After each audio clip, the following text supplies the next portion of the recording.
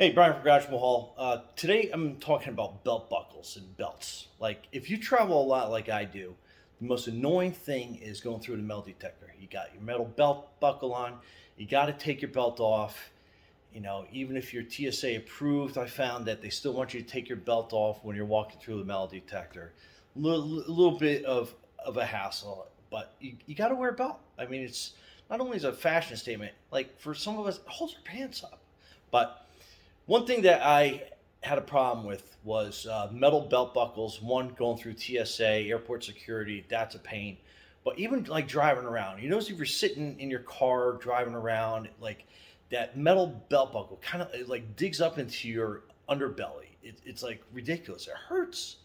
So I've been trying to find like a plastic belt alternative, and I found a couple different ones that I tried out on my old business. I'm in and out in my van like a few days a week, but I'm in and out of the van 30, 40, 50 times a day.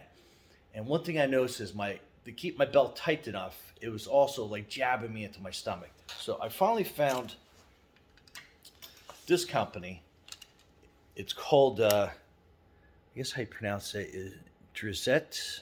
I'm not sure. Anyway, best belt I've ever owned. It's a thin web, nylon web belt, but this thing is definitely nice, and it loops in pretty easy.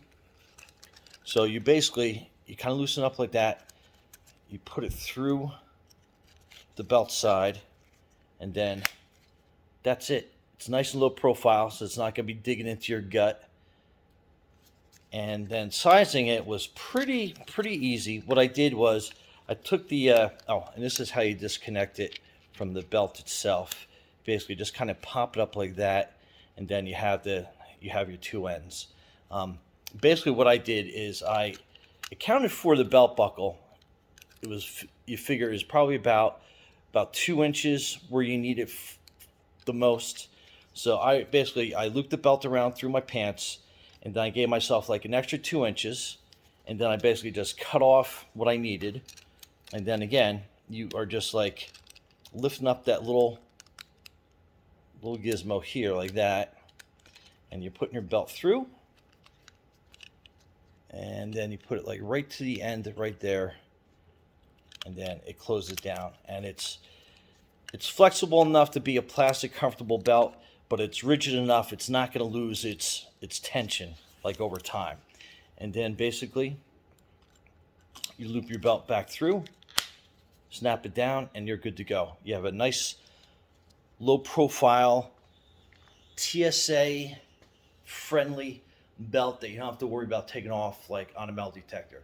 And if you go to some of these different places, amusement parks or federal buildings or whatever, they always make you take your belt off. You got this guy, you're not going to have to take your belt off. Anyway, Brian from Garage Mahal, thanks for watching as always, and be safe out there. Oh, thanks for subscribing.